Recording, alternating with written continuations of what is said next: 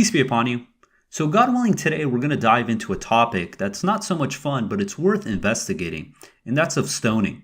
In a lot of these so-called Islamic countries, they still institute this punishment as a form of capital punishment, typically for cases of adultery.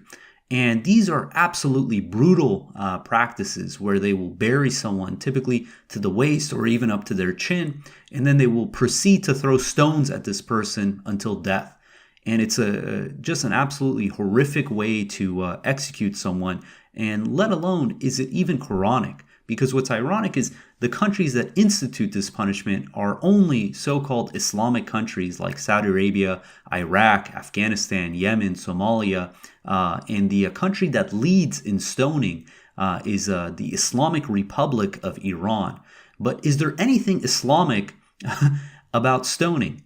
Does it have any foundation in the Quran? And the Quran does talk about stoning, but ironically enough, the only people that conduct or threaten to conduct such an act are the disbelievers in the Quran. The first example is in Surah 18, verse 20, and it's about the sleepers of Ephesus. So these are youths who fled into a cave because they were being persecuted and forced to worship idols, and they didn't want to. And their comment when they were in the cave, it reads, "If they discover you, they will stone you or force you to revert to their religion. Then you can never succeed."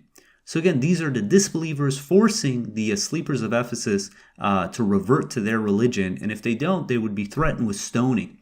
In 36 verse 18, we read about messengers who went to a community. It's not specified which community this is, but the response from the people, it reads, it says, "They said, 'We consider you bad omens unless you refrain. We will surely stone you or afflict you with painful retribution.'" So right now we're 2 for 2. Both verses that refer to stoning, it's from the disbelievers threatening to stone the believers. The next example is with Shuaib. So Shuaib went to his people, and their response is the following. In 1191, it reads, "They said, 'O Shuaib, we do not comprehend many of the things you are telling us, and we see that you are powerless among us. If it were not for your tribe, we would have stoned you. You have no value for us.'" So again, you see the disbelievers among the people of Shuaib, their punishment to Shuaib, if they could conduct it out, would be to stone him. And we see another example with Noah and the people of Noah at the time. In 116, it reads, "They said, 'Unless you refrain, O Noah, you will be stoned.'" So consistently, we're seeing that the only people in the Quran who are conducting stoning as a form of punishment is the disbelievers. And one of the more peculiar cases is with Abraham. So Abraham, when he was talking with his father, he said, "Have you forsaken my gods, O Abraham? Unless you stop, I will stone you. Leave me alone." So Abraham's father is threatening to stone Abraham. And what's really ironic about this is that Abraham's father was worshiping statues made of stone. And when Abraham called out his father about this inconsistency, his response from his father is that "I will stone you." So Abraham's father realized that these were stones that he was worshiping. In 674 it reads, "Recall that Abraham said to his father Azar, 'How could you worship statues as gods? I see that you and your people have gone far astray.'" So again, we're seeing numerous cases. Right now we have 1, 2, 3, 4, 5 cases of stoning in the Quran, and all of these are conducted by the disbelievers. So it makes it very funny that the Islamic countries who carry out this practice are actually doing something that is done by the disbelievers in the Quran. So where did we get this concept of stoning? And it actually originates from a hadith. And funny enough, it's a hadith that they believe that when they were preparing for the Prophet's funeral, a goat came and ate these verses that had to do with stoning of the adulterer. And certain Muslim sects believe in this hadith. Now you can realize how absurd this is, that this completely contradicts the Quran. And in 185 it says, "Have they not looked at the dominion of the heavens and the earth and all the things God has created? Does it ever occur to them that the end of their life may be near? Which hadith beside this do they believe in?" So if they're following a source other than the Quran that contradicts the Quran, then they're not believers in God alone. In 6:19 it reads, "Say, whose testimony is the greatest? Say, God's. He is the witness between me and you that this Quran has been inspired to me to preach it to whomever it reaches. Indeed, you bear witness there are other gods beside God. Say, I do not testify as you do. There's only one God, and I disown your idolatry." So by worshiping God alone, it means that we follow the Quran alone. We don't follow Hadith or Sunnah, especially if they contradict the Quran. So if the Quran is not telling us that stoning is a form of punishment, and the only examples we have in the Quran of anyone stoning is that of the disbelievers, these countries that are carrying out such a heinous act are clearly not following the Quran. In 638 it continues, "All the creatures on earth and all the birds that fly with wings are communities like you. We did not leave anything out of this book. To their Lord all these creatures will be summoned." Meaning that if God meant to have stoning as a form of punishment in the Quran, it would have been there. But since it is not part of the Quran and is a satanic practice to conduct. And one of the examples that people give to why stoning should be allowed, aside from following a hadith, is that they say that the Quran's verses have been abrogated. So what does this mean? Abrogation means that certain verses no longer apply, that they've been replaced, they've been renewed with something else. And this holds no foundation in the Quran, but the verse that people point to is in chapter 2, verse 106, and it's a mistranslation that they account for this. The verse reads, "When we abrogate any miracle or cause it to be forgotten, we produce a better miracle or at least an equal one. Do you not recognize the fact that God is omnipotent?" So the way they translate this verse is instead of miracle, they understand this word ayat to mean verse. Now ayat means both sign, verse, and miracle. The word is interchangeable. So if you take it to mean verse, then the way they read it is when we abrogate any verse or cause it to be forgotten, we produce a better verse or at least an equal one. Do you not recognize the fact that God is omnipotent? But the sad thing is with that understanding, it contradicts numerous places in the Quran. And we know that the miracles of the past were specifically for the time and place. When Moses turned his staff into a serpent by God's leave, that was for a specific time and place. When Jesus brought food from the sky, again, these were limited to time and space. And these miracles will be abrogated or forgotten because there's certain miracles that God probably never told us about that certain communities witnessed. And proof that this word ayat means both, sign, miracle, and verse can be seen in 17:101. And there's so many verses that you can see that this word is used interchangeably. But 17:101 is a clear example. It reads, "We supported Moses with 9 profound miracles." It's not 9 profound verses. "Ask the children of Israel when he went to them, Pharaoh said to him, I think that you, Moses, are bewitched." And it's this concept of when the Quran was written, is written in classical Arabic. But these words have grown with new connotations and new meaning. And obviously when we hear the word ayat, we think verses, but we have to see them in the light of the Quran.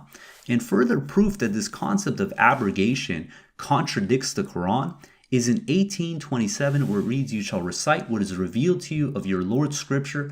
Nothing shall abrogate his words, and you shall not find any other source beside it." So this is the truth, is that the Quran is complete, it's fully detailed, and nothing abrogates the words of the Quran, meaning we cannot resort to some hypothetical hadith that contradicts the Quran as a source. If we do that, we just show that we don't believe in God, we don't believe in the Quran. And in 6:112 it reads, "We have permitted the enemies of every prophet, human and jinn devils, to inspire in each other fancy words in order to deceive. Had your Lord willed, they would not have done it. You shall disregard them and their fabrications."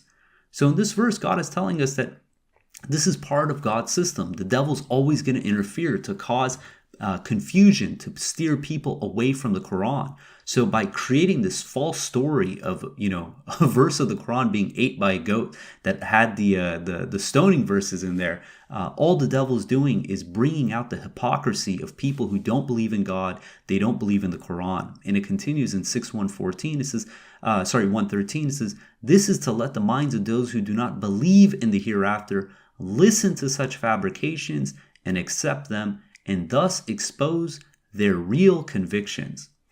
And in 6:114 it continues, shall I seek other than God as a source of law when he has revealed to you this book fully detailed? Those who receive the scripture recognize that it has been revealed from your Lord truthfully. You shall not harbor any doubt.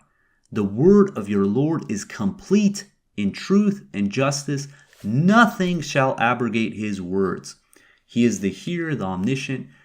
If you obey the majority of people on earth, they will divert you from the path of God. They follow only conjecture. They only guess. So the largest Islamic countries on this planet, so-called Islamic countries, are instituting a practice that has no foundation in the Quran, using stoning as a form of capital punishment. Repeatedly, we see in the Quran that this is only conducted by the disbelievers. And are these people going to become reverent? Are they going to change their ways? Are they going to abolish this satanic practice or not? And to revert back to the story of Abraham, we get our answer. So in 21:51 it says, before that we granted Abraham his guidance and understanding, for we were fully aware of him. He said to his father and his people, what are these statues to which you are devoting yourselves? They said, we found our parents worshiping them. He said, indeed, you and your parents have gone totally astray. So a lot of people, they follow blindly. They follow their parents blindly. They follow what practices that were provided to them blindly. And they don't ask, what is the foundation of this practice? Did it come from God? Did it come from the Quran? Or did it come from Satan? And in 21:55 it continues, they said, are you telling us the truth or are you playing? He said, your only Lord is the Lord of the heavens and the earth, who created them. This is the testimony to which I bear witness. I swear by God, I have a plan to deal with your statues as soon as you leave. He broke them into pieces except for a big one, that they may refer to it. They said, whoever did this to our gods is really a transgressor. They said, we heard a youth threaten them. He is called Abraham. They said, bring him before the eyes of all the people that they may bear witness. They said, did you do this to our gods, O Abraham? So Abraham destroyed these statues, these flimsy idols that they created, these things that they knew were made of stone, that his own father said, I will stone you if you don't stop, pointing out that they're worshiping statues. And it continues in 21:63. It says, he said, it is the big one who did it. Go ask them if they can speak. Here's the magic part. It says, they were taken aback and said to themselves, indeed, you are the ones who have been transgressing. So for this moment, they realized that they were transgressing, that they were instituting something that was illogical. And it continues in 21:65. It says, yet they reverted to their old ideas. You know full well that these cannot speak. He said, then do you worship beside God what possesses no power to benefit you or harm you? You have incurred shame by worshiping idols beside God. Do you not understand? So here it is. They were presented with the truth. They were shown that what they were worshiping was just statues that had no basis, no foundation. And for that moment, they had this cognitive dissonance that opened their eyes to realize that they were going astray. Yet they've reverted back to their old ideas. Here we have an example where we see that stoning is only conducted in the Quran by the disbelievers. Are these Islamic countries, these so-called Islamic countries, going to revert from such a heinous, horrific punishment? Or are they going to continue down that path and revert back to their old ways? So let's not fall into this trap. Let us wake up to the realities and the trick that Satan has conducted that has led so many people astray. And as always, if you guys got comments or questions, please hit us up at QuranTalk@gmail.com or on Twitter at TalkQuran. And until next time, peace and God bless.